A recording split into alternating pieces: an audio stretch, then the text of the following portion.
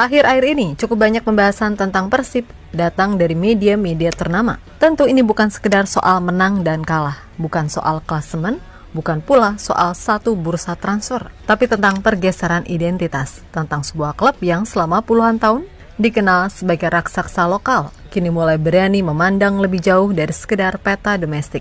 Yap, kalau kita bicara soal rumor-rumor besar, nama-nama yang selama ini hanya hidup di layar televisi Eropa, tiba-tiba mulai disebut berdampingan dengan satu nama, yakni Persib Bandung. Sergio Ramos, Ever Banega, Jesse Lingard, Layvin Kurzawa, dan yang paling menarik, ini tidak terasa seperti rumor liar tanpa arah. Ada pola, ada kesinambungan, ada cerita yang terasa, kok ini udah kayak direncanakan ya? Dan hari ini, cerita itu tidak berhenti. Ia justru melangkah ke bab baru. Ke bab yang mungkin lebih besar dari ketika kedatangan Essien ke Maung Bandung kala itu.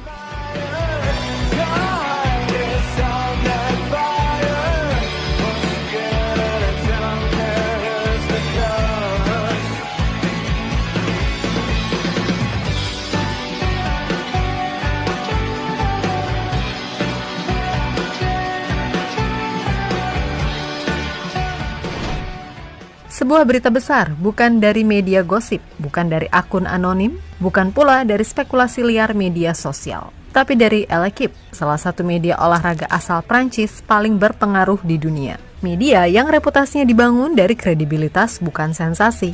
Yap, L'Équipe melaporkan dengan sangat jelas jika Layvin Kurzawa telah mencapai kesepakatan dengan Persib Bandung. Kontraknya pun dijadwalkan akan ditandatangani pada akhir pekan ini. Dan menurut laporan yang sama, Kurzawa sudah berada di Bandung. Yang mana ini penting untuk digarisbawahi, karena ketika media sebesar L'Équipe bicara, biasanya 3 hal sudah terjadi. Kesepakatan prinsip sudah selesai, detail kontrak sudah dikunci, dan yang tersisa hanyalah formalitas. Artinya, ini bukan lagi soal minat, bukan lagi soal pendekatan. Ini adalah tahap akhir. Dan untuk ukuran sepak bola Indonesia, ini bukan kabar biasa. Ini kabar besar, kan gitu.